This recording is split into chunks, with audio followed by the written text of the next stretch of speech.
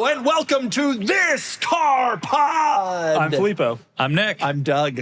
And today we got a big news, 100 years of our podcast. Yep. It's been 100. Something like that.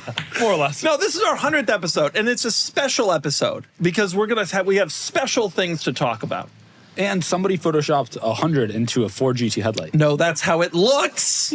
That's how it looks. What do you mean? It's right there. If you want to go. You've never seen this? Let's go verify. You've never seen this? I have not noticed that. It was for Ford's 100th anniversary. They made the lights say 100. You never knew this? How could they did it for us? They only did it on one side. The other side, it says 001.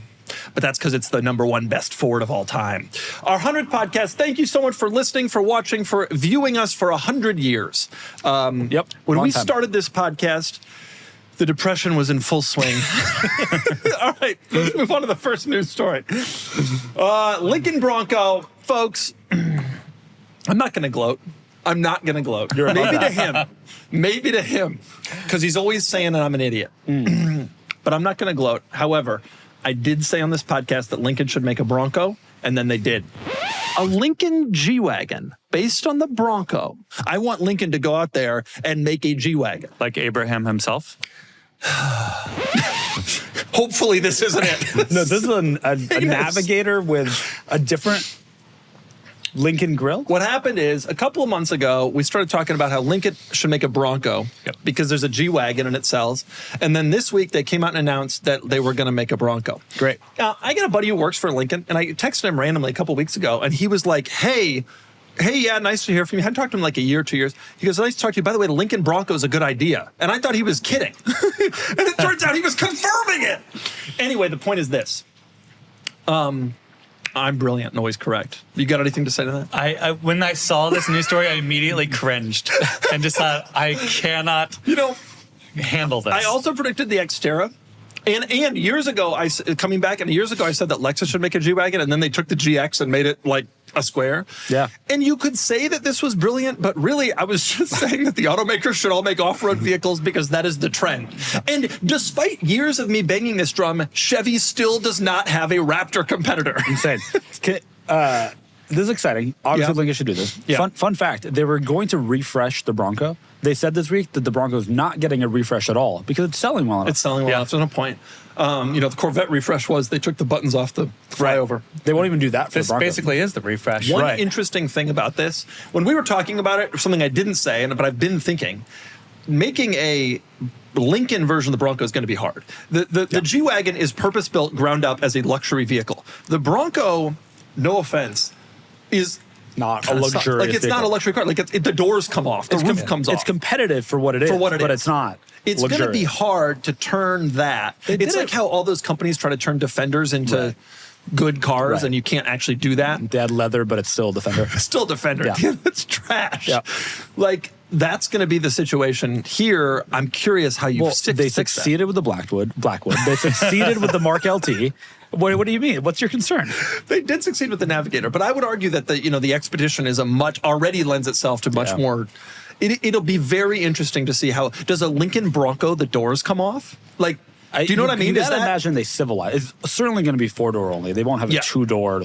But imagine if they had a 2-door Lincoln Bronco with a V8 like the Defender 90 V8. Wow. That would I'm into it. That'd be real. They won't. The old G-Wagon wasn't all that nice either. It was basically like Sean's bad colored G-Wagon, not that nice. But people have come to expect in today's world the G-Wagon. They know the new Defender. Lincoln, your expectations are a little lower. And sorry, Lincoln. I totally disagree with that. I think Lincoln makes the best cars in the 3 segments they're in. They're great. You got to imagine it will not have removable doors. It will not have a removable top, but it will be capable off-road and look like an off-road SUV. I honestly, truly wonder. I mean, the Bronco's an amazing chassis. Is it easier to just start from scratch? Because the Bronco is not a car where NVH is a thing they're thinking about much. It's probably 84th on the list. But if you're going to charge the kind of money they're going to have to, because the Bronco's not cheap. No. So a Lincoln one's probably going to start at 70. Yeah, it'll be an 80, 85 car. I bet you add enough carpet, you make the windows and doors non-removable, so you add additional sound deadening, double pane windows. But was it designed for that? It'll be a lot of extra weight. It'll be tough. I do kind of wonder if they'll actually just shorten the Expedition chassis, or the People wouldn't let them though. If they were like, we're going to do a Lincoln Bronco, and then they came out with a Navigator-based thing that looks off-roady. Or like a whatever chassis they use for the Aviator, which is a car that might still exist. Well, it's the Explorer chassis, which is rear-wheel drive. It's actually a pretty good chassis. They could just use that. But it won't have any off-road credibility. But then you add some tech, you know? I think they can smooth this out. I mean, and also some light strips on the interior, some ambient lighting. You make it look a little off-roady. You add a crawl control. You're done. benchmark this to the Yukon Denali, not to the G-Wagon. So they're able to take a Yukon, kind of a boring They'd car. They'd argue they already have a But that's the Navigator. I agree, but this is the Bronco equivalent. Like a Denali trim level. The Denali is the luxury trim. You're talking about the Yukon AT4. No, I'm saying this is like a Denalified version of the Bronco. Okay, they will put nicer springs in it. They'll put some sound deadening in it. So you're saying they're not trying to make a true luxury vehicle. It's not a complete new vehicle. It's a nicer trim level of an existing vehicle. Fair. Yeah. Maybe so. I don't know. To sell it under a Lincoln brand, they probably have certain things they want from it. I'm very curious to see how it all shakes down. Lincoln dealers will be thrilled. They will be thrilled. Yeah. Although, to your point about the Blackwood, like that was an idea. Like, oh, there's so many people love F-150s. It was a great idea. Let's do a Lincoln. Well, it turns out that the people who want pickup trucks don't want a luxury brand name. However, we already know from the G-Wagon and others that they are willing to do that for SUVs. You know what he's doing right now?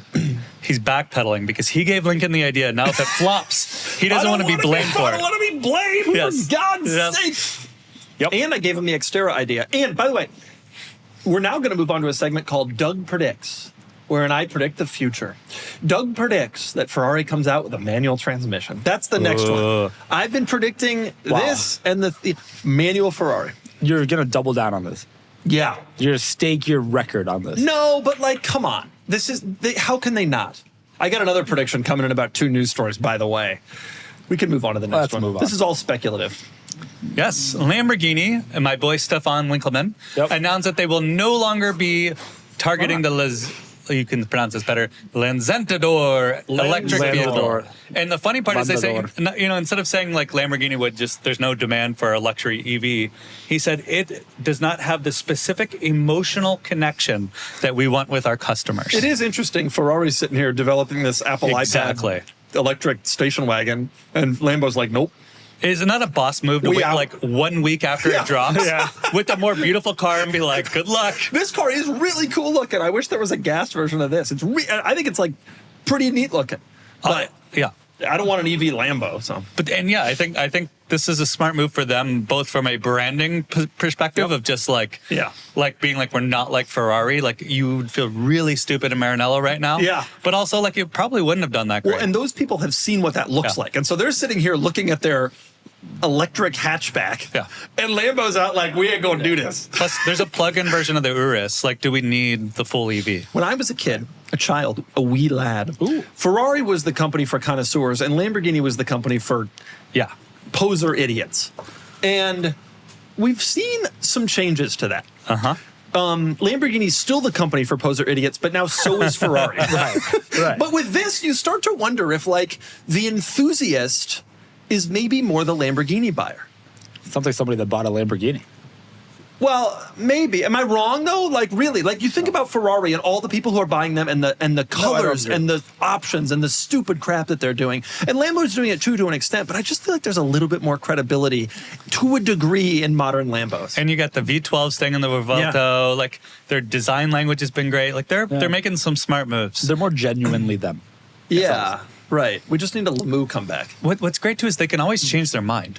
Like, they got the free press out of this just to be like, sorry, Ferrari. You know that someday they're gonna, right? But, like, saying now, hey, we're not doing this, that's real. And there's a sunk cost fallacy that if you're an automaker is sometimes hard to ignore. Like, Ferrari shouldn't do it.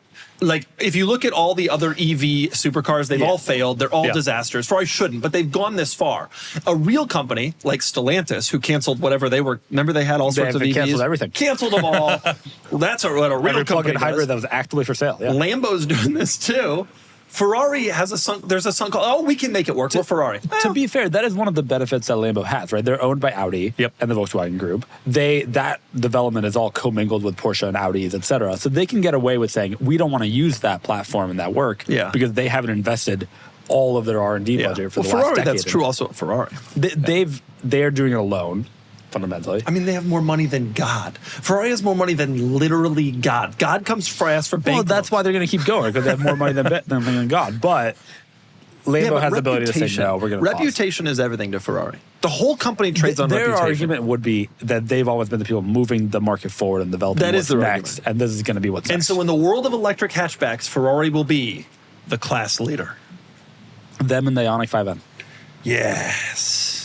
Okay, that's a good news story. Here's another one. Nick, do you want to say it, and I'll give you my future prediction? Well, last week you all talked about the RS5 Avant, how exciting it is, and how it's definitely coming to the U.S. We didn't have any information about it, by the way. But there's including a the fact that little they're exhaust- asterisk there that's bigger than the exhaust tips of the Which are RS5. giant. Which are giant, yes. It's wild. That it might not be coming to the United States after all. I will say I did a deep dive on this. So this is all coming from one YouTuber who's very well liked and known in the Audi community, who apparently spoke to somebody at Audi and they told him, no, we don't have a plan to bring it to the US. Nobody else has independently confirmed this. Audi has not spoken to anybody else and said this. I'm going to tell you right now. Here's up in the air. Here's Doug's prediction. It's coming to the U.S. Yeah. That's that. Audi created demand for this RS6 after years of being like, no, nobody wants it. Well, guess what? We do want it. And by the way, we don't want your sedan. And they don't even make an RS6 sedan anymore. That's how much people don't want it. True. And in fact, the RS6 forced BMW to come with the M5. I was at a BMW event 3 years ago where they launched the XM. Total disaster. And they admitted to me openly that they made the mistake and wished they had brought the M3 wagon. But the decision had been made late enough that they hadn't seen how the RS6 had done, et cetera, and they wished the M3 wagon had come.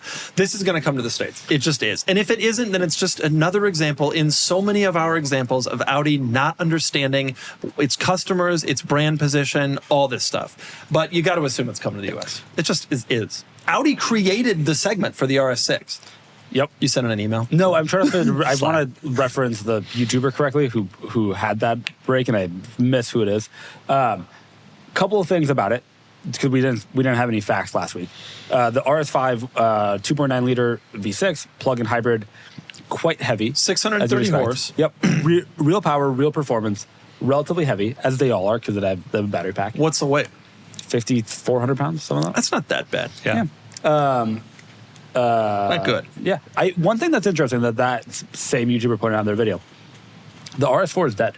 The RS4, which has this heritage, I know. especially in the community, you want to be 5, you want to be 6, you want to be 7 RS4. They're all very desirable. It's dead. Yeah. Although originally it was called the RS2. Like ultimately, time moves on and life soldiers on, and nevertheless dead. this is the way life works. You know what I'm saying? Things die, things bloom again. You'd be like, is that a smart move?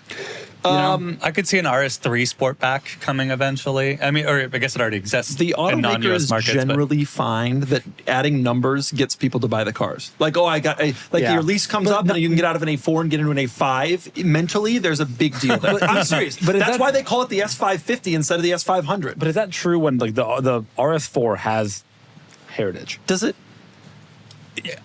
It does, but Audi's nomenclature is all weird, and Yeah, they it's keep all getting bad. bigger and bigger and bigger. Like, if you want a B7 RS4 size car, you get the RS3 now. The other week, I was asked to leave Warby Parker. Not by an employee, they were great, but by my wife.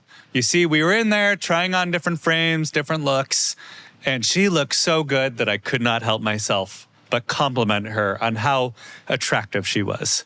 And that got to be a little too much for the lady, and she said I needed to go.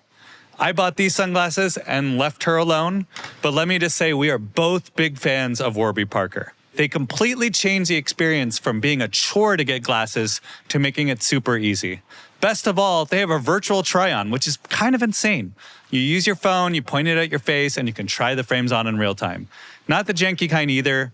You can tell how they'll look and feel. Producer Sean also has a pair, and he looks awesome, even with that big head and the bad colored G-Wagon. You got clean frames, great colors, premium feel, and we keep getting complimented wherever we go. Prescription glasses start at $95. They've got contacts, eye exams, sunglasses, all in one place. Plus, with over 300 retail stores, if you ever want to go in person. And for every pair they sell, they give a pair to someone in need, which is awesome. Warby Parker gives you quality and better-looking prescription eyewear at a fraction of the going price. Our listeners get 15% off. Man, where was this? Like 2 weeks ago. 15% off plus free shipping when you buy 2 or more pairs of prescription glasses at warbyparker.com/cars. That's 15% off when you buy 2 pairs at warbyparker.com/cars. After you purchase, they'll ask where you heard about them. Please support this car pod and tell them we sent you. I will say this. Audi, I love Audi dearly. I should send an email over to Audi's PR guy, who I love. He's one of my top 5 favorite PR guys. Wow. PR people. Let's go through it. Let's go through the list. I really do love him, partially because he tells me the truth. You know, I was thinking about this the other day. The difference between a PR person I love and a PR person that's fine, I love the ones that tell me the truth. Hey, this car sucks. But the next one will be good. And some PR people actually say things like that, and it's lovely.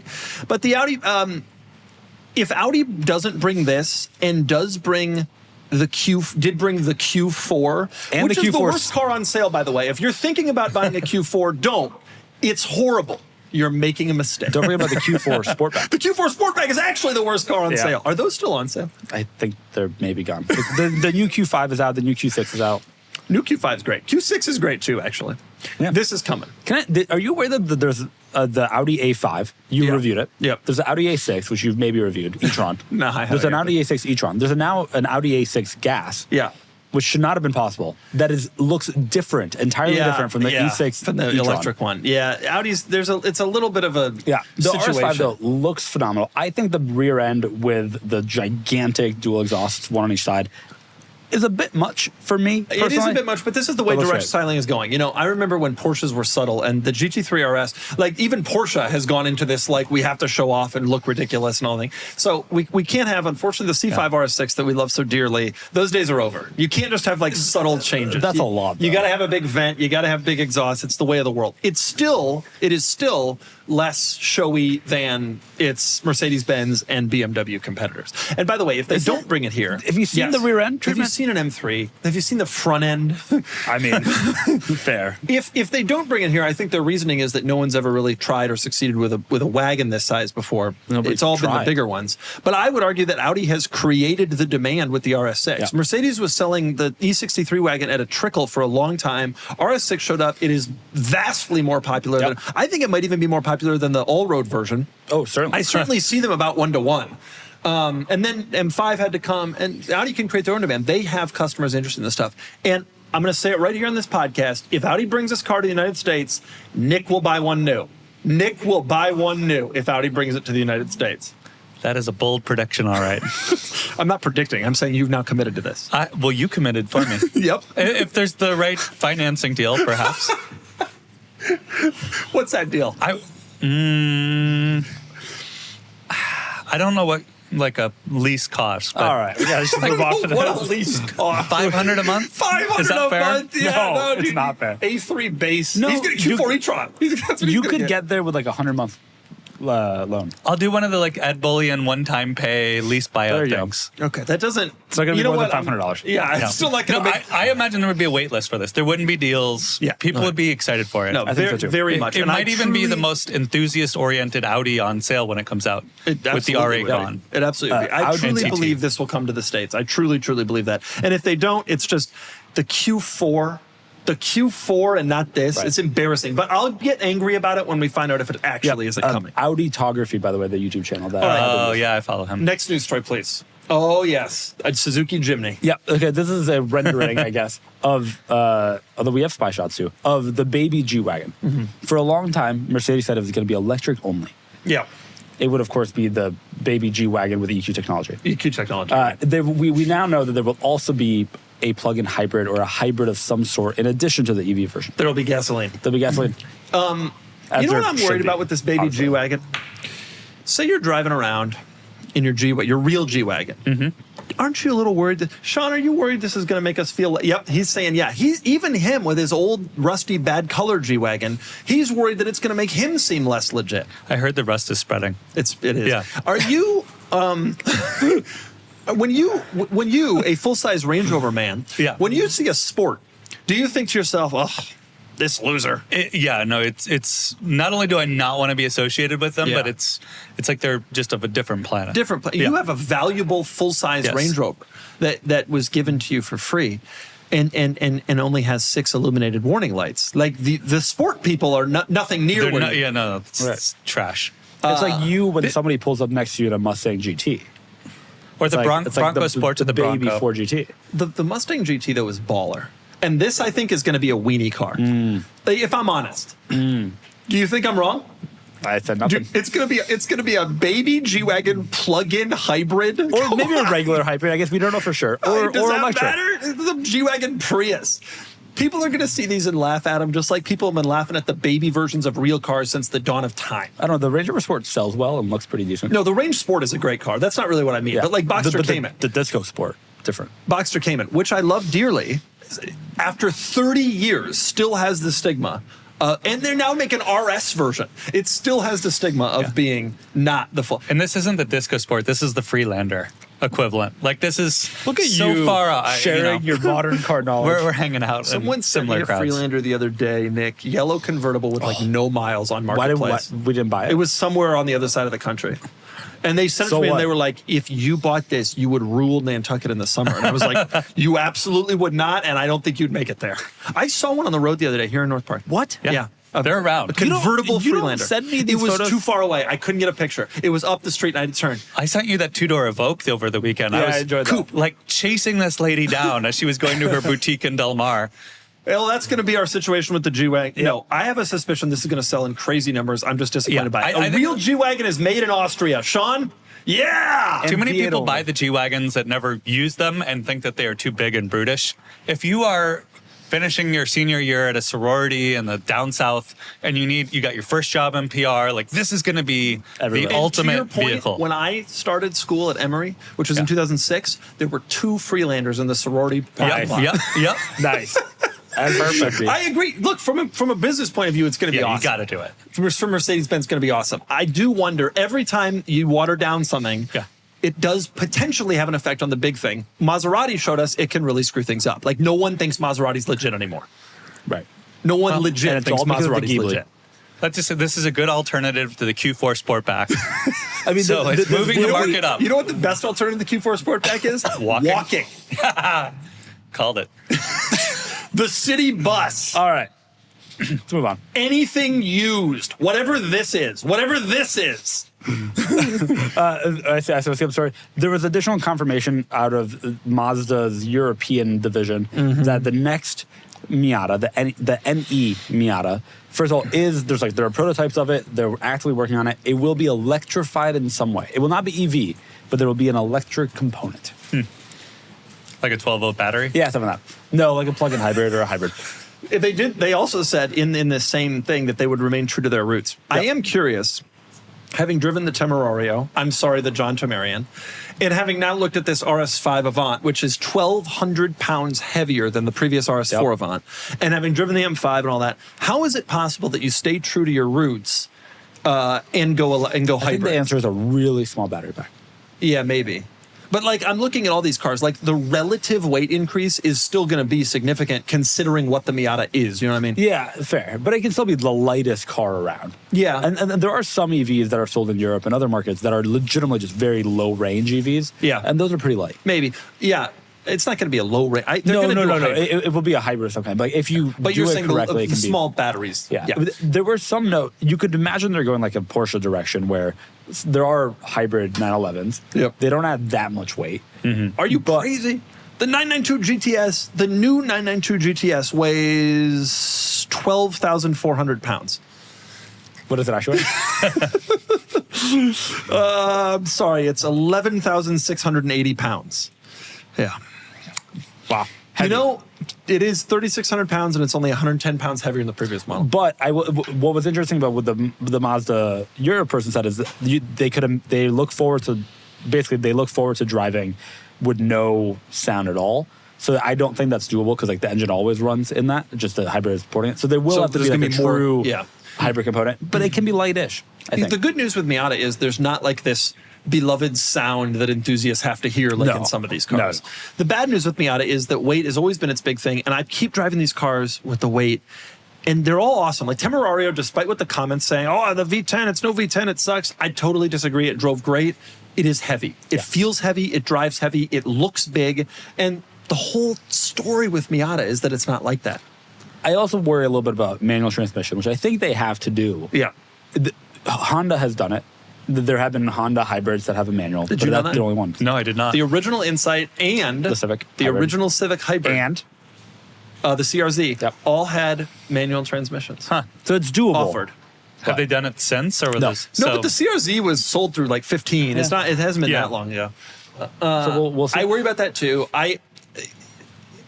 We might be in the heyday of the Miata with the MD. I know. Like, I don't think that about the Temerario. Like, I think that is, we're still making great Lambos, the Revuelto, but those car companies can add hybrid power and get away with the additional weight with suspension technology and power and all this stuff. Very different. The Miata, it's going to be a lot harder to do. Well, I'm very curious. I hope that, for the Miata people's sake, I honestly hope the ND generation continues on for quite a bit longer, because I have a suspicion there's dark clouds ahead. I also do think that, I mean, they're basically saying we have prototypes of the NE, but there's a lot of work still to do. There will be an ND Miata for a while yet to come. Yeah. It's been a long run. It came out in 2014.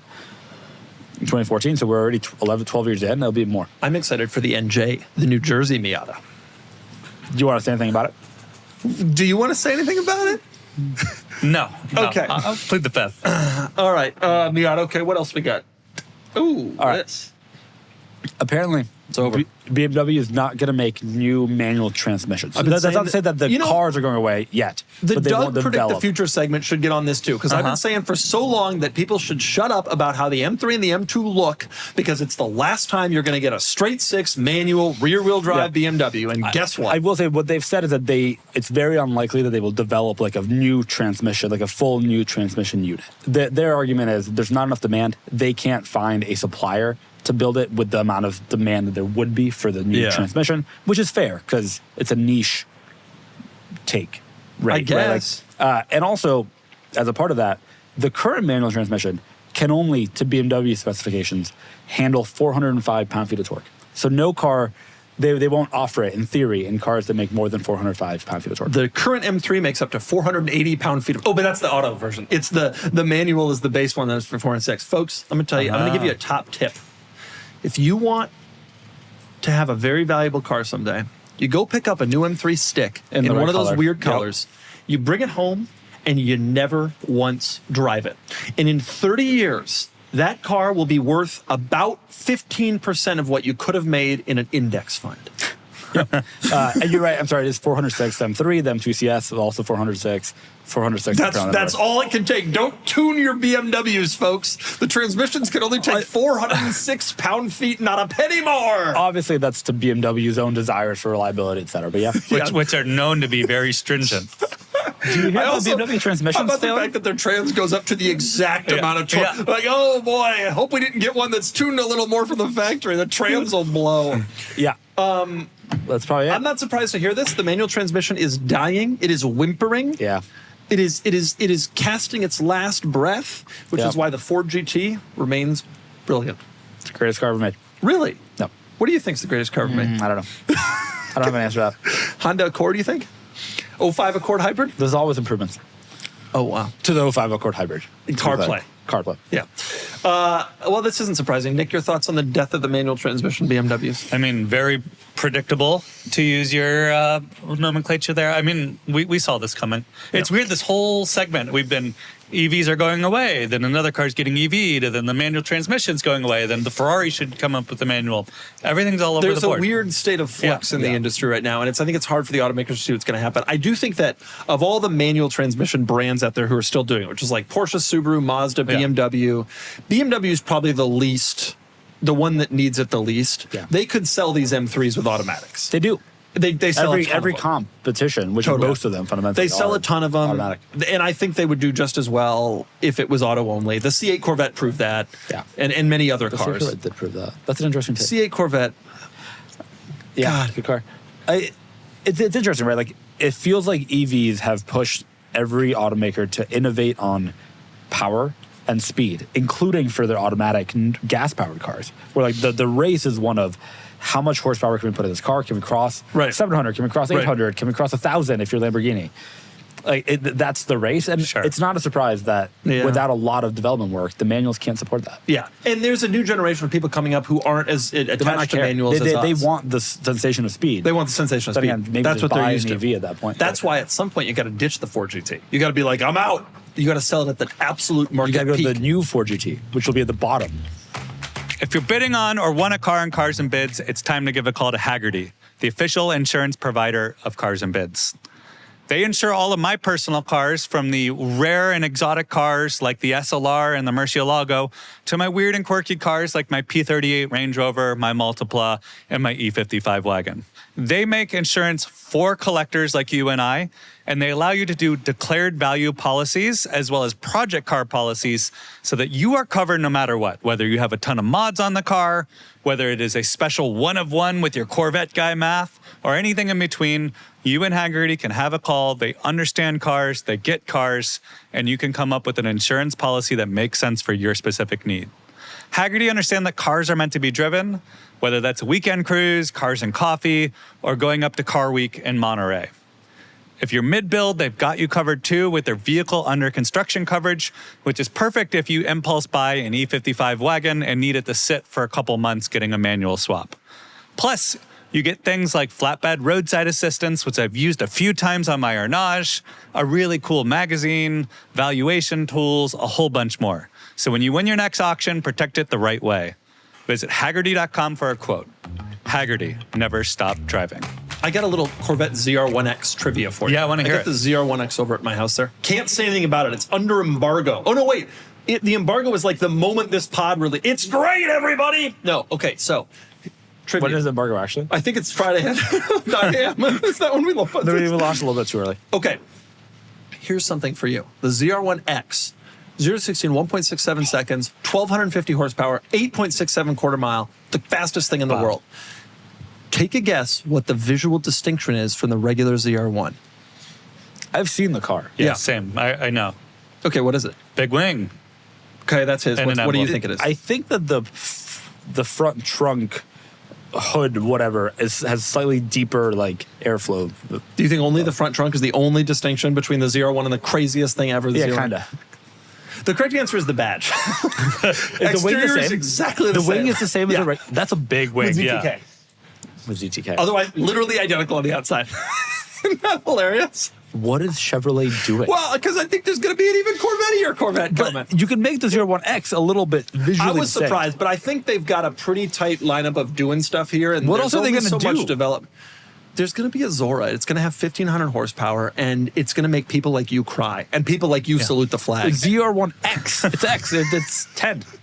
It's a ZR110. Okay, I have a theory, and it's not substantiated, but I think X stands for all-wheel drive. Just like how X stands for all-wheel drive in like stupid cars, Yeah. I think that it's ZR1X, because that's what it is. It's an all-wheel drive ZR1. But it's not the E-Ray X. No, it's not. But for ZR1, they wanted to keep the ZR1 name because it's really Right. valuable. And so, how do you, because it's ZR1, but it's all-wheel drive and it's cool, put an X there at the end. Would the luxury version be the ZR1Z? Like LTZ was the luxury LT. Right. Maybe. I was thinking That was the a reason they deep don't cut GM thing, they man. don't distinguish it visually is because Corvette people love to explain to you why their car is special. But that's only when it's and if not you can't special. tell, then that gives them the opportunity to explain it to you. That's only when it's not special. The 01X No, is. it doesn't matter if it's special or not. They want the opportunity. They want their placard to explain it. That's so true. And by the way, when you pop the hood, there is a plaque under the hood that says ZR1X, and it Nice. gives all the numbers. And so, Yeah. and that's the other thing That's they how you love to know. do is pop their hood and And have placards, yes. Yeah, boom. Is this factually accurate? There's no other visual distinction. Literally, the badge is the only distinct thing on the outside. Why? Well, Filippo, because Yeah. there's going to be a Zora. They don't have They time. can distinct that one ZR1 more. came out yesterday. Yeah. It literally came out yesterday, and now ZR1X is coming out tomorrow. They are a bam, bam, bam shop. By the way, see, I want to give a shout out to the C8 Corvette. You got the C8 Corvette is the greatest car. So ever good. made. It is unbelievable. You know, it came out 6 years ago. 6 years ago, and it is Yeah. still cool, and it is still exciting, and it is holding its value pretty well, and it is still fast. You're still into them. Yeah. No, it's true. And as far as American car goes, this is hard to think of a parallel that's been that successful for that long. People still think it's cool. Like 6 years. And remember the Corvette for so many years when we were kids, was plagued with a terrible reputation of a horrible interior, a also ran kind of car. I mean, this is still an impressive car, and no one says bad things about it. No one. No, everybody loves Have them. you driven one? Yeah. You want to drive ZR1X Sam's wedding, later? I rented one on Turo. It was awesome. Yeah, had a lot of fun. It's fast. It's so too cool. fast. Yeah, And I was even in a the pace. Yeah. I floored it today in the ZR1X. I can tell this now the embargo's on. I floored it today in the ZR1X on the freeway, and it broke traction going from second to third, full throttle at 75 miles. And remember, it's a four-wheel drive car.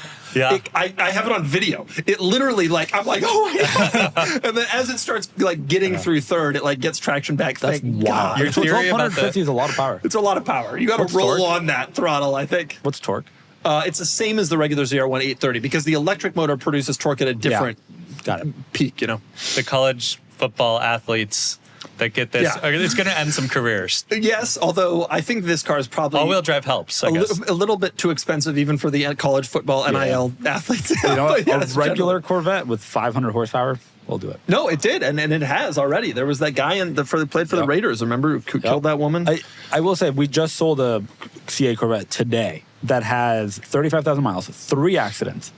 MSRP was 66 and it sold for 48.5. I mean, there's no that's with Corvette 3 in accidents history. and 33,000 miles. There is no Corvette in history that still has this level of enthusiasm and excitement and interest. And on the subject of this news story, they killed the manual and nobody really seemed to care. Yep. The fact that they switched to a mid-engine and that it was so good and so exciting kind of was enough to do away with all that. Remember when you reviewed it in a Las Vegas strip mall parking lot? It was UNLV's campus. Sure. Yes, it was behind some dumpsters at UNLV's campus, and we got 12 million views out of that. And Chevy has never not given me a press car ever again. All right, what do we got All here? right, Aston is cutting 20% of their workforce. Great. Okay. What a By the way, shock. I will say this is my only tie into tariffs. Oh, The boy. tariff situation changed. We're not going to talk about it. Let's go. Didn't they also say it was in part due to AI? It's in part due.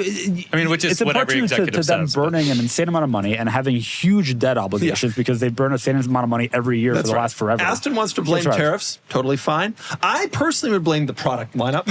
The DBX. Also, the UK actually has a very favorable tariff situation now, although for a period of time it It's was not. sort of favorable. Also, And it's remember, no there's longer a favorable cap. actually, and there's a cap, but they're not hitting that. Yeah, but it's for the whole country. UK, and That's Jaguar true. Land Rover hits it. Well, Land Rover.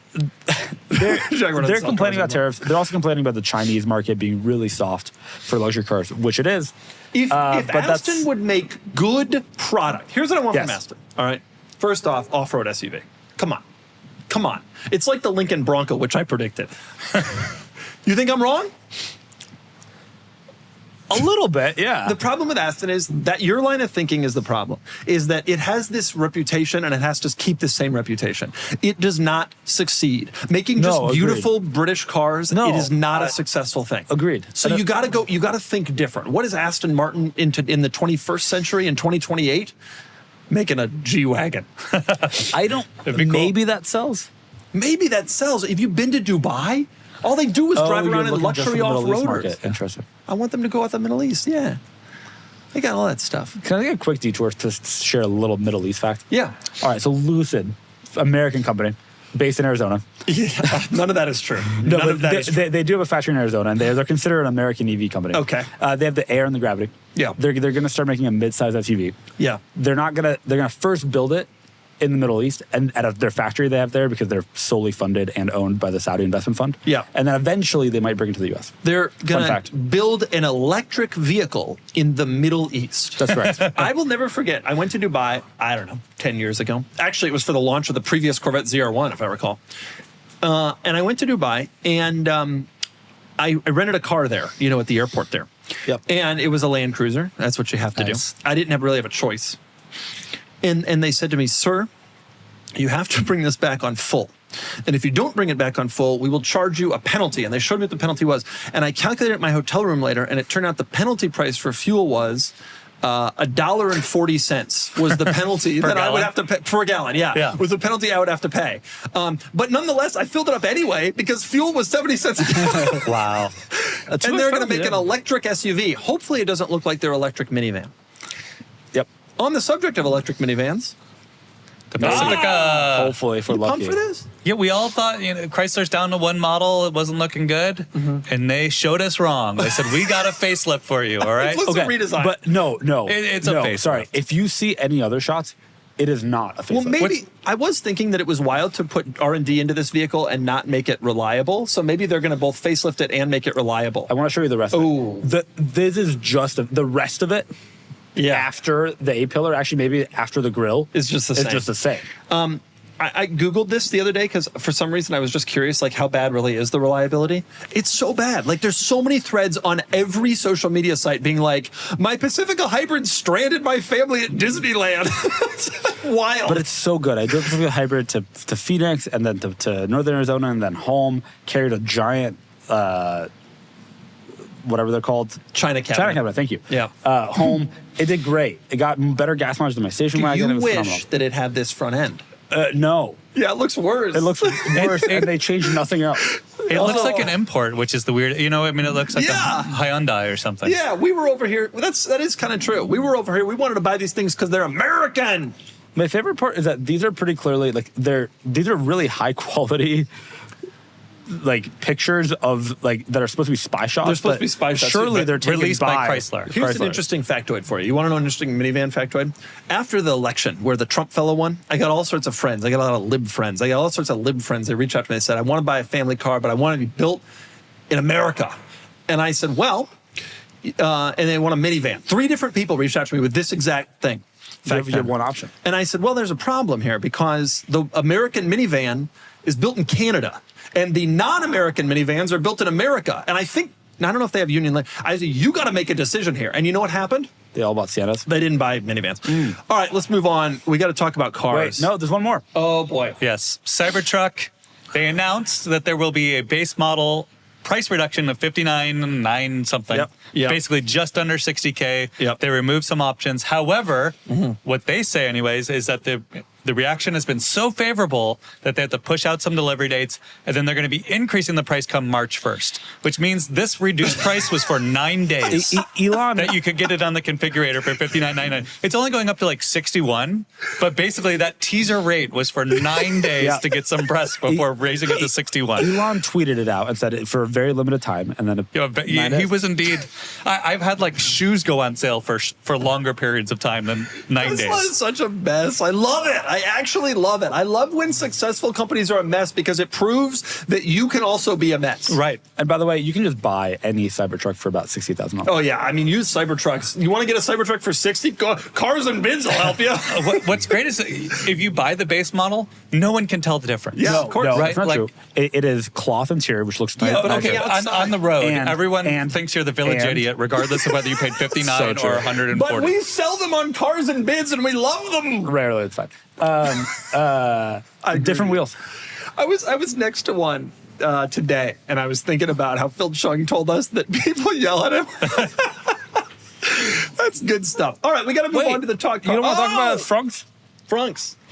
There's so much news. Some hard-hitting news here. This is a big news story, and I want to clarify something. I want to stand up for my beloved brand, Ford. Ford has made the front trunk in the Mustang Mach-E an option. Although I bet you if you went and bought a Mach-E right now, they'd throw it in for free. How is this option working?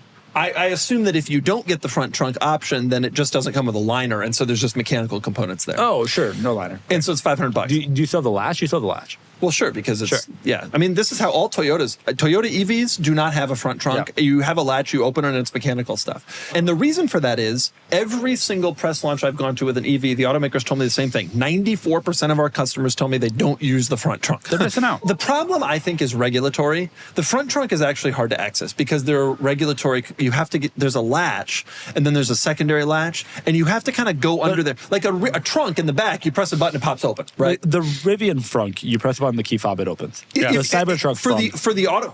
Yeah, but you press a button on the key fob, but then you still have to get under there and do a little. You don't. A little. You don't. The Rivians, you don't. Yes, you do not. I was in one over the look into weekend, and they my friends kept their baby stroller in the front trunk, and he just did it through the key fob. Not Well, you everybody. can do it through the key fob. You don't have to then walk up to the car and unlock. No, it just opens automatically. Huh, then maybe we're all missing out. I do think that requires some amount of sensors, et cetera, to make sure the car's not moving. Yeah.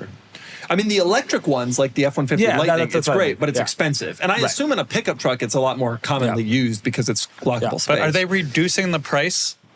I think and they taking the are. I option think there out, or was are they just some shrinkflationing small us? price reduction? Yeah, Then fine. but also especially It's like if the 94 airlines, all right, just charge me extra if I need the overhead space or what Or the have you. bathroom. Spirit Airlines, let's do that. Yeah.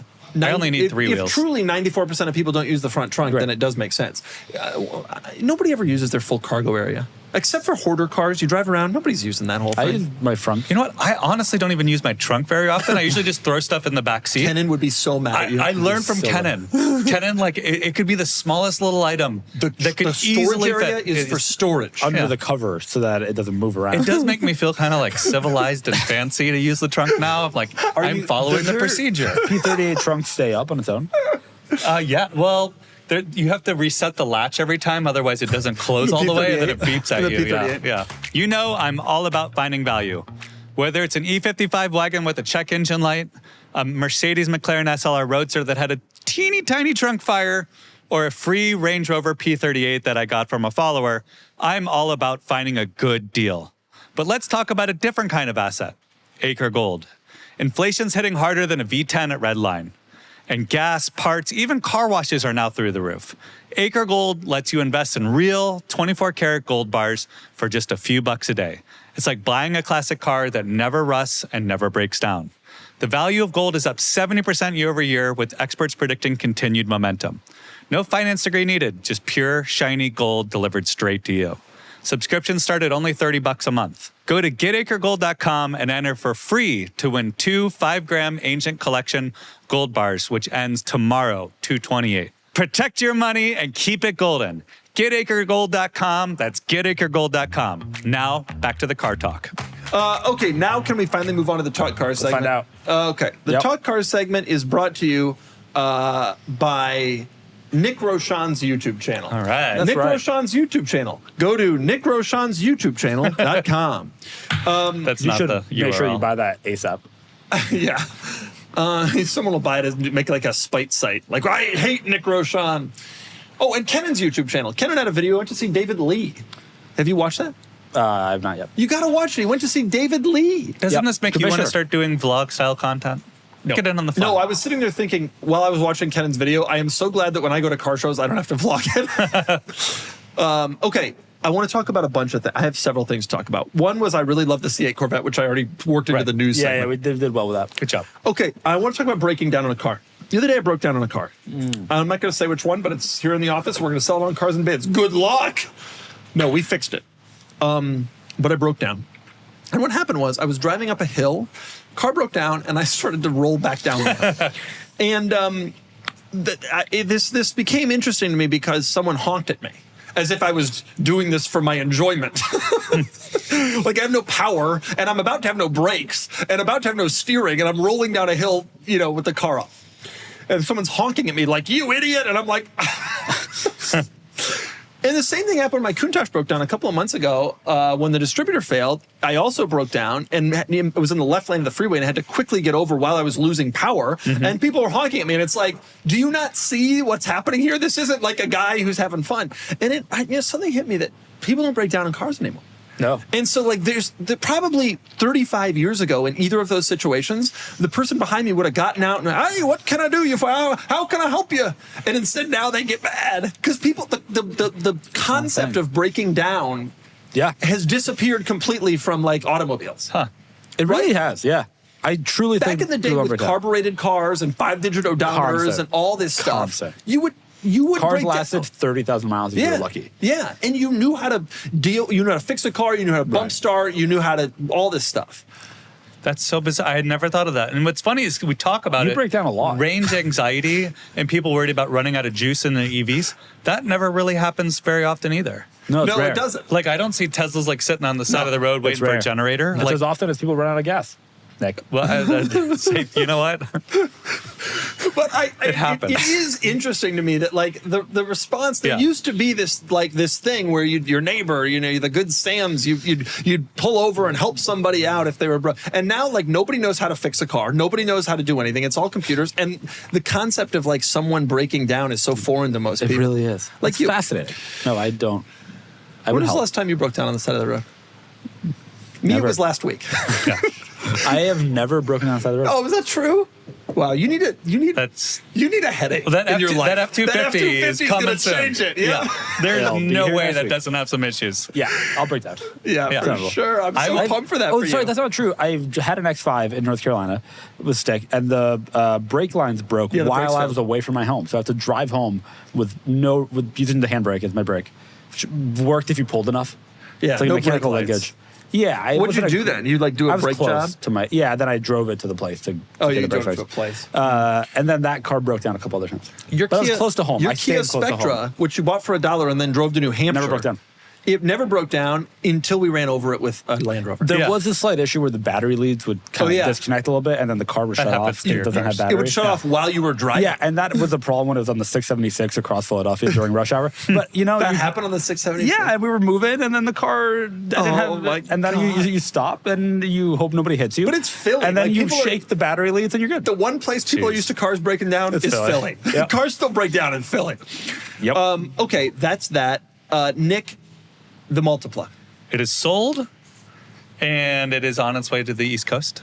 The buyer paid, kidding. so you were wrong that someone would chicken out. Well, I thought they would chicken out at whatever crazy number you thought it was going to sell for. I knew it was going to sell for that. I still think it's high. Is the not. It's person such a good super car. disappointed in it, or have you not heard He from has him not yet? received Oh, it yet. good. So Good. But People love it. It's such a cool car. he owns a K car, or actually two K cars. So he Oh, this is kind of- spacious. He's committed to that life, you know. I love the bad Multipla. stuff. I love the Multipla so much. It is gone. I was immediately. At first, I was mad at you because you trash talked the car right before the auction ended. Yep. But I did reflect on it more. So I paid $7,000 for it in Europe, and then I paid a lot to ship it and get it here. But basically, I paid $7 for it. I sold it for $10. I did great on the car. wow. You did This is great the on the math car. that Nick needs You to did do. great on That the is the car. math that I'm sticking with in my If it head. me makes ask you you feel a better, question. we lost money in the A2 too. Let me ask you a question. How much did you spend on power steering fluid, both in the engine compartment and in bottles in the car? I don't really count fluids towards the TCO. No fluids. Power steering fluid's pretty cheap. TCL. Yeah, but that car, anytime you would run it, would dump all of it pretty much. It got great miles per gallon, so it kind of washes. You just keep topping up. I did tell the new owner, Anthony, I said I topped it up before it got on the truck, but Why? But you might It want to might need more. completely refill what it is when it below arrives. it on the truck? I don't know. Oh, that poor car. Hopefully nothing. That poor car. I spent a long time cleaning power steering fluid from our floor. I apologize. From what car? From- oh, the from floor. the floor. Yeah, the floor Yeah. was really bad. The Audi A2 sold for The A2 sold. $9,900. The guy who bought the A2 also was the guy who had my A-Class, and he even was the guy who had my A-Class when it got hit and destroyed. It was Yeah. parked in front of his house when it got hit and destroyed, which obviously was a great day. Not for him, I guess. I don't know. He's got real cars, and he's got these things. And he texted me, and he said, the A2 has been great. It's so much better than the A-Class. And I'm like, it's that's better. a low bar. No, but it is better. We agree. Yeah. Oh, yeah. It's a way quieter. But I mean, he and his family flew down from the Bay and drove up. a lot of stuff's better than the A-Class, like an Elantra base, Yep. a Hyundai i10. No. Yeah. Q4 Sportback. No. Q4 Sportback is But worse than anything. What I love is I've saw so many Instagram photos of the A2 from car shows Yeah. in the Bay in the first day he had it. Yeah. And that's probably more content than the content we produced with the car that we bought. Yeah, well, we got it here, and one of the things we discovered when we got it here, and I'm only now disclosing this to the next owner, is that it sucks. No, it's a good car of that type. Yeah, it is a good car of that type. Yeah. The two things I learned, one, I want to emphasize again that I won. I Yep. sold it for the most money Yep. of the three cars. It was $100 more. It does, winning's winning. It's not. You know what? It could I'll be let by an you win inch or this. a mile. I think we're all winners because the cars are all gone. Although I noticed the Fiat is still The over Fiat there. is the buyers in Arizona. They have paid for it through Cars and Bits Safe Pay. Just they've been out of town and had a work trip, and so they're getting it picked up. Man, imagine The- coming home from vacation to that car. It's such a good car. It's yeah, so no, lovely. Great. It's so lovely. And What's by the the way, other it sold thing? for less than similar ones. The Doug prediction that also came true. You predicted that I would be off that car immediately, and Yeah. it would change how I looked at cars forever. And that is true. I am off of BS cars. That was not worth the effort nor money. Yeah. No offense, Anthony. Enjoy it. No, I love it. I love that But- car. Well, Anthony didn't pay as much as you did. That's my new rule is I'm not considering anything less than 8 cylinders and less than 400 horsepower, Yeah. which I realize means no 911s. other than like, no, all of them are, Yep. I guess a Cayenne I could do. But that's about you it. You get a Courage GT. You get a 928. The thing is, 968? 928. 928. Yeah, but I don't think those ever hit 400 horsepower. No, but maybe a that'd be GTS with a little tune. The thing is, that so count? this is it. You're just done. I'm done. I'm off cars. Wow. Wait, I'm sorry. Your Wow, P38 doesn't have folks, 400 horsepower. This is big. It has 8 cylinders. It can be either or. Oh, okay. Got it. This is big. You're off cars. I'm off BS cars. Nick has- I only want serious cars that are like enjoyable to own. So if I lose money, at least I can say, at least I enjoy like- the experience. like I gotta they're tell not. you, it's interesting Yeah. because once again, you discover something after I've already discovered it. Yeah, I know. Being off I'm cars. giving you this credit. Nick went through what I went through in 2013, 14 in my life, where I bought a bunch of cars that I always wanted and realized that they weren't really all that great. Yeah. You've got that out of your system, and you lost money on most of them and realized it's not worth losing money on dumb I'm also stuff. not making money. I went through all on my YouTube channel, all the costs I incurred. Yeah. In not doing the ridiculous car guy math, but the actual cost. Yeah. Truth is, I only lost about $1,400 all in if I count like the YouTube For the content. Multipla. Yeah. But the But Multipla- still not worth more the time that I wasted on this. Yeah. Like we spent months looking for You drove one. to Long and, Beach. It broke down a bunch of times. Yeah. Yeah. Which I thought like, oh, this would be an adventure. Like, no, I was driving a 105 horsepower Yeah. diesel all over But it California. was Like, cool. why? It was cool for a minute. I'm so I It- drove it one time, and a guy in an E46 M3 gave me a thumbs up. nice. Yeah. It was nice to have Filippo's respect for a You little did. while. Otherwise, Lost. There loss is a loss. something unfortunate that happens because we love the cheap stuff and we Yeah. love the Facebook Marketplace stuff. Although Cars and Biz is where you buy your. There is something that happens someday where you realize, like, I've got too much going on, Yeah. and I'm sick of dealing with dumb stuff. If I'm going to do the car hobby, I want it to be cars that really count. I don't mind breaking down on my Countach. If I had broken down on the A2, I would have cursed the whole world. Yeah. It's The- just not worth it to me. The other thing that it's making me question is I was big on I want to hold cars as short as possible so that I can experience as many.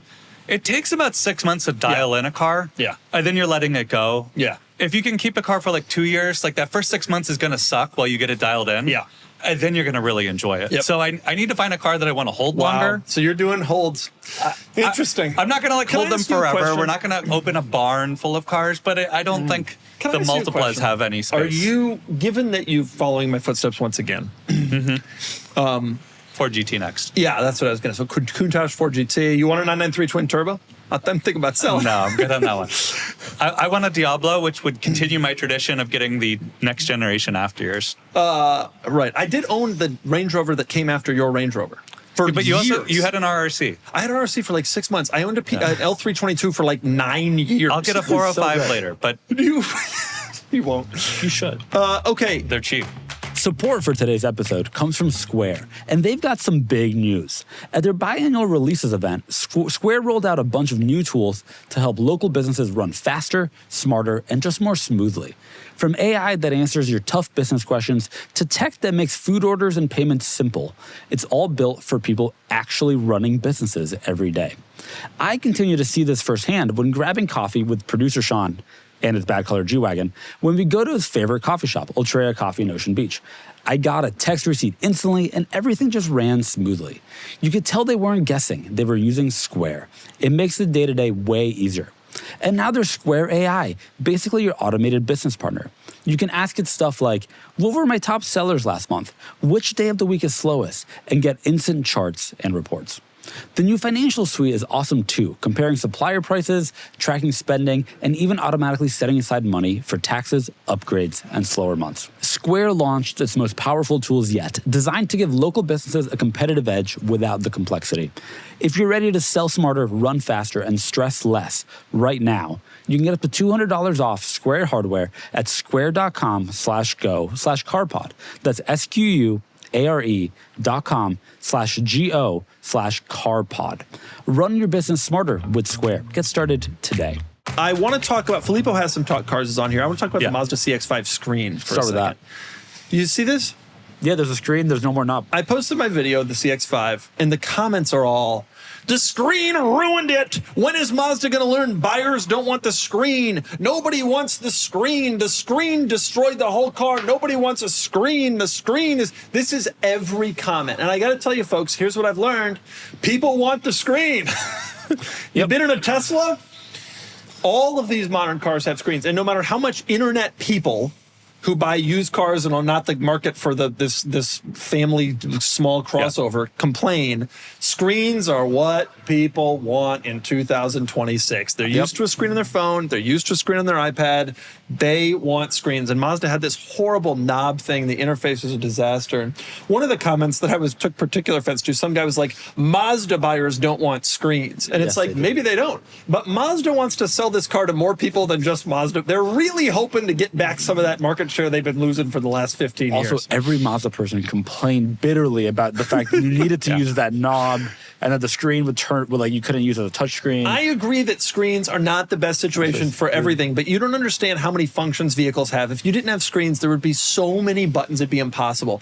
I think that there's a good medium of screen and non-screen, of like screen and climate controller screen and a few buttons, but most things should be integrated into a screen. And I know that this is not going to go over well with our car enthusiast audience, but that is what actual consumer human beings want to purchase who are buying new cars with their own money, and that is the thing that automakers care about. Did and they I go just too find far though? Is there climate control? I see the defrost. In this particular car, they did take it a little too far, and the climate control. There are physical buttons for defrost and defog, but for heated seat is 3 steps. You got to tap a thing, tap heated seat, then do a slider. It's a little too much, but it's not much too much. Like this is how it is. Most cars now, you open the glove box with a screen. The glove box, Filippo. And then not eventually, the C8 Corvette though. It's got a button. Does it? Hell yeah. C8, man. If there was a stick C8, if that ZR1X that I just drove was a stick. That would not be a good situation. 1,250 horsepower is too many horsepower. No. Yeah, manuals can't handle over 406. Only for BMW, to be clear. Anyway, I can't wait to get flamed in the comments for this take, but I'm going to continue repeating it because the automakers are not trying to sell the cars to the used car enthusiast, nameless, anonymous internet commenters. They're trying to sell new cars to people who are used to using their cell phones. And no offense, they're not just nameless internet commenters, they're YouTube commenters, which is a particular kind of internet commenter that is not better than the general internet. I did realize the YouTube commenter age. Filippo's on his phone. No, I'm prepping for that thing. You're what? Don't worry about it. I did realize the YouTube commenter age. There was some video a couple of months ago where I was like, and I wanted to have one of these, and I had it for 6-7 years, and the 6-7 thing, and like all the comments like 6-7, and I was like, oh, this is the age of YouTube commenters. This makes sense because I myself have never had the urge to comment on a YouTube video, so now I know who's doing it. It's 13-year-olds. The guy that was commenting that I hope your BECM module fails in your Range Rover, he then posted on Reddit saying, look, he's listening to me. And I made him a point. And then all the people started commenting on my next video saying, I hope your SOS module fails. And I'm just but that's the type of maturity you get from a YouTube commenter. Like, no R&D department at Mazda or any manufacturer should be using YouTube comments for their user research. Absolutely not. Actually accurate. That's the CX-5 screen situation. Filippo, you got anything else? Yeah, I want to talk about the NSX that we sold alongside our friends at Coinbase. That sold for $80,567. The buyer, Harris, picked it up a couple weeks ago. Yeah. And he just the other day sent me pictures of the rest of his cars. Oh, we're going to put them up? We'll put them up. He's got a lot of cool stuff. But I'll show you guys in the meantime. Oh. Evo 6 Raikkonen, RX-7. Z31. Wow. Yep. RX-7. That's in the back of it. There's a Shark Nose 6 series. Shark Nose, is that a Viper up there? There's a Viper. Or an There is a SP360. U Viper. Hard to tell from the angle. There's like a Gen 2 Viper. There's a Gen 1 Viper. There's a lot of great stuff. Are they all miled up? No. They're all generally nice. So this is in very good hands. Good. It is nice when it goes. I Shout honestly out to felt the Harris. Multipla going to a K car owner was like the right person. So it also was got on his phone here. Yeah, and I'll take my phone back now. But it is joining an incredible The fleet. people who buy the cars are right for the cars. Yeah. You know? Like in the end. They're enthusiasts. Yep. And us are not right for the cars. The cars that we hold are the ones that we're right for. Right. The cars that we move on instantly, It's survivor's bias, right? Survivorship bias. something like that, Sure. but not really. Speaking of car that's excellent, it's a station wagon. I just want to say that. Your Mercedes station? Yeah, Mine too. my family was visiting, so we had 2 kids, 4 adults in the car at pretty much all times for a week straight. Went to the beach, had beach chairs, rear-facing third row. It just does everything beautifully. Yeah. Everything. This is a E-Class wagon podcast. Yeah, now that you own one, Yeah, we're in a yeah, great yeah. spot. We all do. We all have E-Class station wagons of various different ages. Mine is, of course, newer and better than yours, as I'm sure you're used to. Well, better is how many horsepowers? Let's run them. Let's run them. All right, let's do it. I'm serious. I still haven't driven mine, but Your car's got 205,000 miles and whatever else it's got. A Rentec tune. It doesn't have that yet, does it? Or you They put that on? had it from the previous owner. Any updates on that whole situation? No, we fixed the check engine light. Nice. Turns out 2 wires were plugged in wrong, and you just flip them. And then it's Problem getting solved. manual swap, right? It does also need the aromatic suspension redone. Oh, yep. They do that. Other than that, it's great. How much is that? I don't know. What, You gonna what do I, it or Cameron's you on vacation at DC Motorworks. He's gonna. You gonna mess- do it or are you gonna do coils? I don't know. He's gonna give me an estimate. Is We're gonna it, is figure it rear only? I don't know if the whole suspension needs It's just redone weird. or if it's just a minor It fault. depends on what's wrong, but it's not. It's not It's a a fault hard thing. code, It's not so a it hard could be thing to do. it could be minor. No, it's broken. It's I you need to did- replace it. I did learn because we obviously had a human in the trunk of the station wagon, in and out, and the rear is air suspension, which it is in this and on yours. Mine's got 4-wheeler suspension. We'll move on. Does it really? Dude, I'm next level. You don't even have massaging seats, man. I know. You don't even have cooled seats, I don't think. No, I do. It was hard to find. Well, I got both. I got heated rears. You got heated Yeah, rears? of course. You don't understand my car. But got a white regardless- interior. Yeah, that's a problem.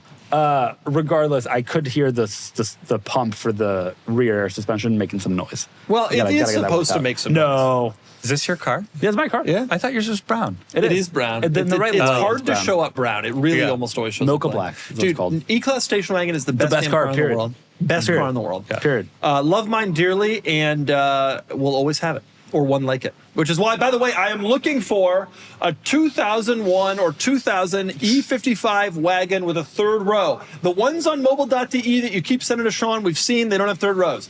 If you have a third row 2000 or 2001, that's a facelift W210 E55 wagon, silver, with a third row. There's a bunch of these out there. You send an email to Sean@carsandbids.com, SEAN at carsandbids.com. I need this car, folks. The time is ticking. And ideally not converted to LPG. Not the Lorenzo. Not the Lorenzer one. We've seen all the cars on mobile.de. They don't have a third row. Do not send it to us unless there are seat belts in that back. And I'm not talking about the second row, folks. I'm talking about the third. Let's move on to market report really quickly and talk to GTR, and then we got to do questions. Questions are best ever this week. Best I've Really? ever seen in my life. Nick, get ready. G30. Nick, did you see this?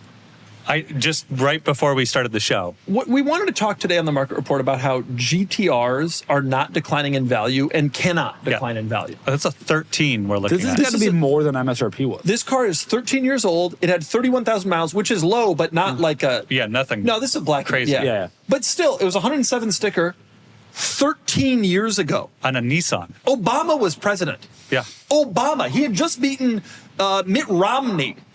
You remember that? Do you even remember do, that? yeah. Binders full of women? I do. The dog on the Good roof. callback. Hot dog's my favorite Yeah, food. yeah. Here we are, all these years later, and this car is still bringing all the money. The GTR market is crazy. Flat. Flat. Buy one of these, enjoy it for a little while, sell it. You ever want one of these? I have, actually. Why don't you have one of these? Maybe it'll happen. They're Not a fast. V8, but it's got the power. You ever It driven doesn't one have of a these? V8, but it does surpass 400 horsepower. By far. Have you ever driven one of these? No. They are fast. Yeah. Like, and a lot of people really- turn them into like track toys and stuff Yep. too, but And drag cars. and I think These they look things- good. They're aging nicely. They're aging nicely. Performance Yeah. modifications. Dyno, 638 horsepower. That's like the modifications. one. Modifications. Yeah. Does? No, this one. Yep. I just love a good GTR. The main reason I haven't bought one, Filippo, is because I wait till they get cheap, and I'm know. still waiting. And they don't Yeah. get cheap. I'm waiting forever. Although, to your point about not wanting to lose money in BS cars anymore, here's a car you don't lose money in. Perhaps, yeah. Yeah. You do a little Montana, you know what I'm saying? Would never do that. I'm an upstanding citizen. That's your market I would report. just leave the price blank on the back of the bill of sale. No, we're going to stop talking. let the state figure out the rest. I want to move on to the It's a question. Nissan. What's it worth? $500? Right, a 2013 Nissan. Yeah. Every other 2013 Nissan is worth $8,100 max. I want to move on to the market report, or to the questions, which are brought to you by Nick's Nose. You may have seen that Nick's Nose, there was an incident. It happened because of a paint can. He was... What was the paint roller? Paint roller. It wouldn't come off, and I like that. Nick and then- hurt himself on a paint roller, folks. This is a bigger travesty than Ryan Lopez's air conditioning. It's fixed. We've heard it's fixed. The air conditioning, one door closes and another paint roller hits you in the face. It does. I tell you. What were you painting? The fence. See, I'm You were not. People try to painting make me out to be this What are like you, Huck Finn? West Coast elitist. I paint my own fence. All right. You were not painting a fence. I got pictures. I did it with my son Ryder. But yeah, our fence fell over in a big windstorm.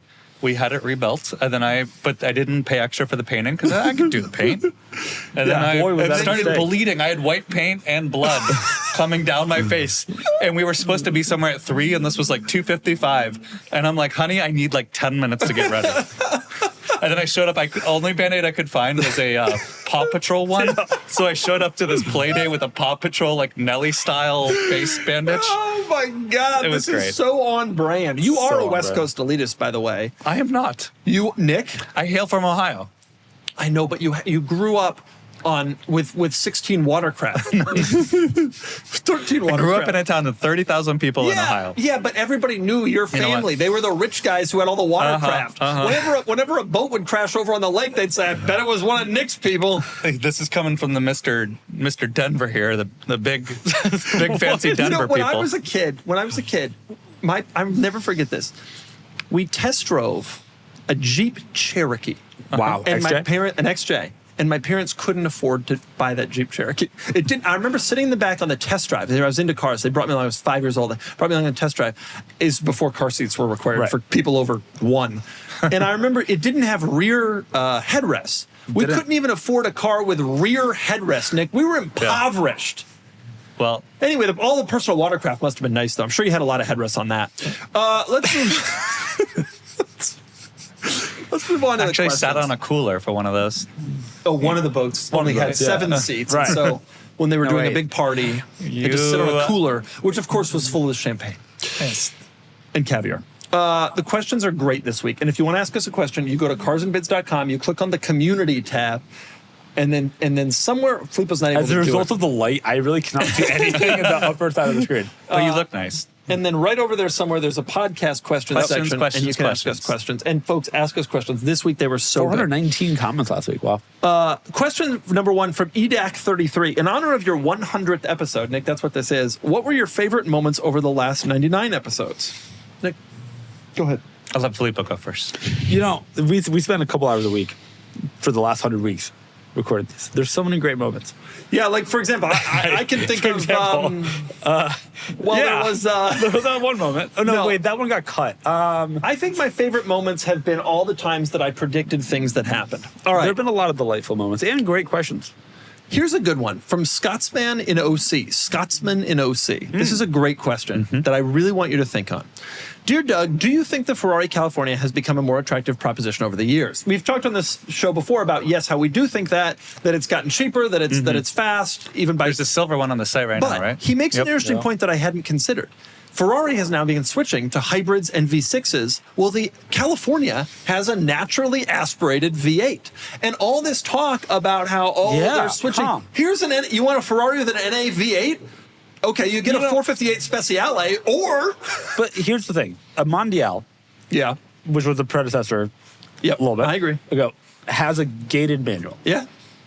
And I don't see prices going up there. No, but it's still cool. Like It's still worth I think his $35,000. point isn't necessarily that prices should go up. He's just asking, do you think No, it it has is become cooler. a more Yeah, attractive it has. proposition? I thought that already before it was framed as a naturally aspirated V8 to me. But now I'm sitting here thinking, this is a 56 with a little incident there. Some miles. But these are all day in the 80s. It's an NA V8 Ferrari, and it drives like a Ferrari, it steers like a Ferrari, it handles like a Ferrari, and it is an NA V8 car. Sounds Point decent. taken. However, if you had 80 and had to buy a Ferrari, which color would you get the 360 in?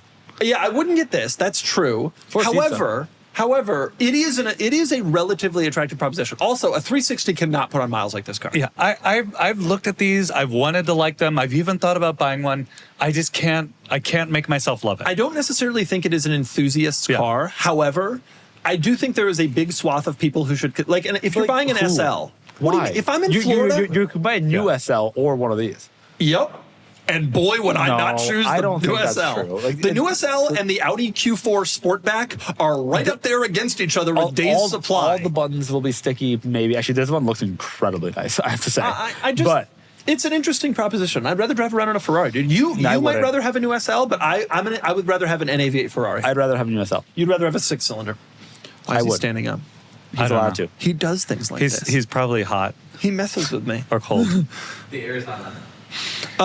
I agree with the premise of the question, and I think everyone does on the left side of the brain, the rational side, but the emotional side, much like the Lamborghini EV, it's hard to create that emotional connection with the California. I think someone is stick swapping one, because what, 5 of them came factory stick? Like literally 5, something like that. If you could manual swap it and so you'd have like a modern stick I V8. think that would change. I do think that's the problem with this car. The rational side of your brain will just buy a PDK 911. Yeah. Right? For $50,000 for one the same year. The emotional side will want something more raw. I don't think it's looks necessarily. better, I think there are 2 points to consider. Number one, I don't think it's necessarily an enthusiast car. Yeah. I think it is for the type of person who buys a Maserati Gran Turismo. Right. And then which the is like, Maserati Gran Turismo exists. And it's $12,000. But that type of person dreams of having a Ferrari. Yeah. Like You think so? that brand is a big deal to people like that. And number two, the Ferrari 360 that you guys are talking about, you can't put miles. Go back to the California. Let it. The miles, you can't put miles on a Maserati Gran Turismo like you can put on one of these. Is that? Or I'm sorry, you can't put miles on a Ferrari 360 like you could put on one of these. Mid-engine, exotic car, the interiors wear, the cars wear, etc. This car, the California, which we're off again, that is distracted. That is not the situation. I think this is a much more daily usable car. You're correct, but I think it's the styling that ruins it for me. I don't. There's just something about it. I just think it's not for true enthusiasts, but I think there is a big market for it. But then just buy a Gran Turismo for a third the price. But the people, but I'm saying it, what I've said before when you were not paying attention is that the people They want who want the brand, they want the Ferrari brand. But this isn't like nobody. To you, it's not, but to a lot of people, you see this, you're like, damn, you got a Ferrari. I think those same people that see a California are like, damn, you got a Ferrari, would say that about a Gran Turismo. Yeah, but Ferrari is like the vaunted brand. It's like the dream brand. Depends on how many shields you got. Next question from 72 Offsuit. Is it just me, or is the American boomer car market crumbling? What boomer car would strike your fancy at the right price, Nick? I don't think it's just him. Yeah. There's definitely data to support that especially like the 60s muscle cars, but even the like the Indianapolis Pace Car Edition C5 and like all of these cars that appealed to the boomer demographic, they're getting too old to put up with the bull that comes with those cars. Did you type in boomer and like that whole list of Mustangs? I just typed in Ford. I just want to have this up. There is that. I think that is true, although there are certainly exceptions to it. Yeah. The blue chip cars will continue to do well. What car would I like? Yeah. There's so many. I'm still. Really? What boomer car would you like most? I'm trying to get off my boomer dad a 67 Mustang that he's got sort of rotting away in a barn. Those cars sound like much like you like your Countach, the carbureted feel. Yeah. They're slow by today's standards, but like there's just something visceral and raw with it that I love. Yeah, I would get a split window. I think that the C2 is still probably top 5 most beautiful cars ever manufactured. Yeah. I really, truly think the C2 and Corvette. You do have to go more beauty than driving experience. Yeah, of course. Like you have to understand that that's what you're doing. Oh God, it's such a beautiful car. Yeah. Especially in that blue. It's a convertible, but still. Yeah, but like any C2, even the convertibles, even the non-split windows. But if I had to pick any of them, I'd get interior. It's so crazy. Cool. It was just a time when like design was like really at the forefront, and regulations didn't force you to conform to different things. You could just do all sorts of crazy stuff. What would you get? Old truck. F-250. Hey, we'll have an F-250, but like cool. Was there an update on that? A bunch of work's been done on it. It should be shipped here next week. Do we have an estimate for the amount of work? Yeah, $1,500, $2,000. Okay. Yeah. From Frank AP, question for Doug. As a knowledgeable car person, what is the most egregious example of a car-related fact that people believe to be true but turned out to be false? Oh. My favorite one of these, the most annoying one that has ever existed, is this car's only got back sheets for insurance purposes. That's where my head went too. God.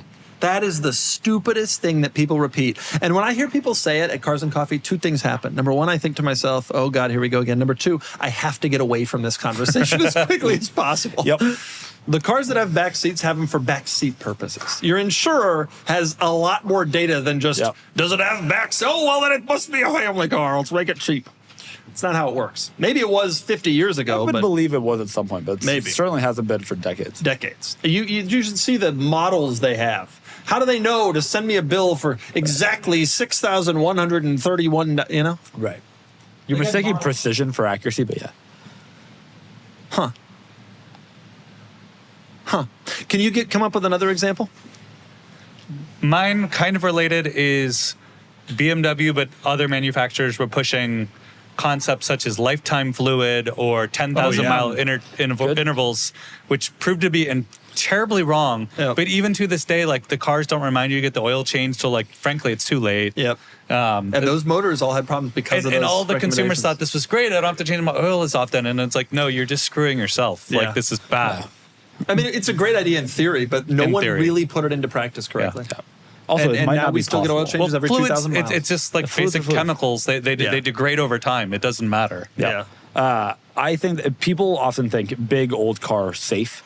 Yeah. And that's just not how safety Yeah, that's works. another good it, one. It turns out like energy you Yeah. dissipate and you have to have a bunch of crumple zones. You and, make like, them. They don't let you make cars out of Right. steel anymore. Right. Back now, they crumple. These things crumble. Right, and that's the entire that's point. the point. The point is that it crumbles and you don't die. Totally. That is another great one. Yeah. And you see that. I see car accidents. I saw one on the freeway the other day. I didn't see it happen, but I drove by, and some car had been destroyed in the front, but the passenger compartment was completely intact. It always, for a modern car, it always it's incredible how well engineered and designed they are. Does that mean that if you crash into somebody at 20, you might have to have a lot of repairs? Sure. Right. But the goal is that it then Keeps you safe. Keeps you safe. And that's all we really care about. Yeah. Here's a great question from Jake D. Mathis 600. To all three, what would be your choice to replace the Dodge Charger Ford Explorer for a police vehicle, but using a car from a non-American manufacturer?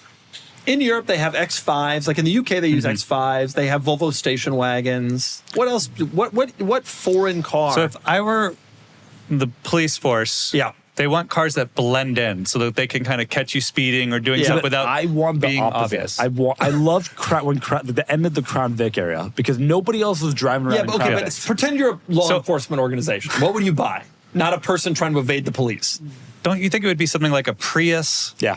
Because you're not doing many high-speed pursuits. They like speed though. They often have to they're on the freeway, run a radar, and then they got to go catch up to the person. Like Plug-in Yeah. hybrid Prius got good download torque. that's like 0-60 in 10.5. No, it's faster than that. 9.5. 8. Oh, the new Prius. Well, you sure, Still, but like you know, you also don't want chintzy. I mean, like the thing about these cars that's important is they also bump into stuff. Your car breaks Ford down on the freeway. Escape hybrid. Huh? Ford Escape hybrid. Car doesn't Think about how exist. many you had miles. This is And also Every American. taxi. not. No, It's still I don't know. it's still too weak. It probably needs to be a Toyota then, just for durability. It's a fleet use vehicle. How about the Crown? Yeah, the Crown's the obvious answer. It's what they do in Japan for like the high Really? police. No, but for like the state police or the micro collection that they've How about Jaguar I-Pace, you could get a good deal on them. Save the taxpayers a lot of money. Take the Waymos. I wonder what percentage of those ended up being sold as Waymos. All of them. Okay, what about is there anything else that's like kind of what about a 4Runner? In Hawaii they use 4Runners. Yeah, Forerunner's not bad. The issue, I want the police department to also be really efficient with their use of taxpayer funds. Oh, and geez. so less, if it is a hybrid, if it's a plug-in hybrid of some kind, if something that has durability, the better fuel economy, that benefits everybody. I like it when the police have big V8 Chargers. Or when the Italian police gets donated to a Huracan. Yeah. Toyota Crown, 4Runner. These are our answers. You mean Prius. the current Crown? How about like a Civic Si? Get a little speed. It's a Too reasonable small. car. It's too wimpy. The cops the- are often using their that's cars such to an hit image- stuff. It happens all the time. They push something out of the roadway for sure. That does happen. The car you keep doesn't the need to be Civic Si a crumple. We just talked about No, this. but they have the brush guards for Not that all reason. of them, and often they push even if they don't have the brush guards. Well, then that's damage regardless. and It's not like a that's Ford not Explorer being is efficient with the massively strong. taxpayers' money. Kinda, I got yes. It's the Mitsubishi Eclipse, not the old one. The Cross. The Cross. Because then you have the space. It's sturdy. Mitsubishi would love the sales. They would make a great deal. And they're forgettable cars you wouldn't notice in traffic. All right, Lexus IS. 'Cause I'm looking at what's live. A Lexus IS. Most people have just a regular IS 250. You get an IS 500. Some people get an ISF. In Aspen, they use Toyota Highlanders. Yeah. You interested in that? No. I guess it's like a Ford Explorer. Yeah. So that would work. Okay, that's the answer. Okay, I want to do two more questions. I stand by wanting them to be easily identifiable. Two more questions. 2 more questions. do them all. Speed From round. Quirks and Features fan, Doug question. You've mentioned now that you have 2 EV chargers installed at your house, which raises the question, what EV would you consider? Mercedes E-Class station wagon. Filippo, what EV would you consider? The EQ E-Class wagon. I would consider a lot of EVs. But Truly. you've never done that. Like, what would actually make you Whatever step has in? the most attractive lease deal. Yeah, but there have been some really attractive I lease know. deals, and you haven't done it. How have I not? What would make you step in and do it? The problem is, even though we own 5 cars at the moment, things have gotten out of hand. We need a car that can go at least 500 miles range to get to in-laws, which we do really regularly. Yeah. And the Lucid Air, I guess, would do that. Well, what More about you cars will just in the charge future. it in Yuma? For Or Gila 89 Bend. for $89 a month, charging it in Gila Bend, is that really so Gila bad? Bend's right next to a Taco We Bell. don't go through Gila Bend. You gotta go to should. the one in Yuma. Yeah, but then you gotta stop in Yuma. You know, which we do four anyways for gas. wonderful listeners I do in like Yuma, Yuma. actually. Yuma has a cute little downtown. It's nice. I should consider more of them. I should. I actually am into the new Toyota BZ Woodland and the Subaru variant that's $5,000 cheaper inexplicably. Yeah, the Like Trail the- Seeker. Because it's The like a little Sun Chaser. wagony. It's Trail Seekers, right? Kind of into that. I strongly consider an Ioniq 5 when lease deals are really attractive. There's a lot that I would consider. Okay, but you've never done it. I would consider a Rivian R2 or So R1S. the answer is there's nothing. I could see him in an Ioniq 6 because he's contrarian, and Yeah. it's a bit of a contrarian No, but vehicle. I'm a hatchback guy. You know, there's now an Ioniq 6N. Yeah. No. That's super That'd be pretty contrarian. cool. Because like everybody's on the Ioniq 5N and it's the Yeah. little gear thing. I would consider a ton of... My next car will be a plug-in hybrid. I just will. Yeah, is it? Will it? Because you said that a long time, and then you got a truck that has a V8 and gets 2 that was miles per gallon. inherited. Oh, that was inherited. Oh, and then there's going to be some qualifier for, that was whatever. Fun fact about the truck, it has 2 gas tanks, as is common, but one of them we would need to do a bunch of work to actually use. So you're just we're gonna going to use use the just other one. one. I will tell That's you- 20 gallons, and that's got to That's be plenty. 200 I miles. will tell you, it is so nice in the Countach. Switch Of tanks. all the compromises that car has, it is so nice to be able to just pull up at either side of the pump and Yep. never think about it. Yep. Do you have to switch tanks, or is there a No, this isn't a 40s car. Nick, what EV would you buy? R2, G-Wagon EQ. Basically, Wow. any SUV that fits like a family/daily car. Yep. That's the only EV application I'm interested in. Mm-hmm. What's the Telluride? The K9, The EV9. EV9. Ioniq Something 9 like also. that would be fine. K9. That's a dog, They isn't have it? the K5. And But the you K4. haven't done that. I would Do also you? love to EV swap my Land Rover. Okay. Be more, I'm more not reliable. even going to touch that. What? Yeah. You can put like a Tesla Escape. Who is you? You can't. why? I mean, I would pay a shop to do There it for is me. no shop in the world. Nick, that's a $40,000 Defender job. Traders will do it. Oh, it's like 100. Nick, that car is worth... Also, that doesn't make any sense. It'd be fast. It'd be reliable. It would be. It still somehow would be environmentally unreliable. I don't know how, but it would. Nick, how come you haven't actually done this? You got some Yeah, you money. could do got it. friendly. I don't got that kind of money. For, no, not no, that. no, You're no, talking about for the EVs. You said you'd get an R2. Like, I'm having conversations with my wife. My wife is also off cars after the Multipla sale, and so we've decided to just stay the course with our current fleet. for a okay. while. Okay. All right. Last question from JJ Silva 7. What is the manliest man car? Not an SUV, not a truck. Car. Charger 6-pack. Yeah. No, but I think one of those wide body Chargers, probably. Right? Or like a Demon. Yeah. I was going to say the WS6 that you have in the Yeah. basement. Yeah. A WS6 is about as Yep. toxic masculinity as it gets, in a good way. C8 ZR1X Yeah. or ZR1 ZTK. I think Looks the that same. the two said before are Certainly a an little bit more. American muscle car. Yeah. Yeah. Something like that. Yep. But Although that's the our show. TRX Raptor are kind Yeah, of. truck though, you know. That's our 100th Wait, why didn't I buy an episode. EV? I should have leased an EV. 100 episodes, folks. What an unbelievable experience. This STI is ending. It'll be over by It'll the be time over. you watch this, and you'll have seen what happened. 100 episodes. Nick, do you have any wisdom for the next 100? Well, I wonder. I mean, you've stuck to the format too, haven't you? have. Yeah. Is there any desire to switch it up? No. We had Hoovy on once. Yeah, if we have good people are always asking to come on. Yeah. One of the things that I've realized that when someone asks to come on, it means they don't watch because they Right. think we have guests, and we don't have guests. And it's like, but I'm willing to have someone really good on. It was like Hoovy or better. Hoovy or better. So like Who would be? Whistling is the only one. I was gonna say you could name one person. Who would be the guest chair? If we could have one person on, who would it be? I would have Whistler. I think you need to have Matt Farah on because he has you on once a year. Yeah. Maybe for like New Year's. Before we did this car pod, we did Live Now with Cars and Bits. He It was came a on one live of show, and he those. came on one. He's great. You know what we should have on That's exactly one of these what I days? love. Is the air conditioner repairman, the technician who fixed Ryan's air conditioner. should. Have him do like a blow-by-blow of what happened. What was so difficult about this? How we were able to finally get it solved. Right. Goodbye, everyone.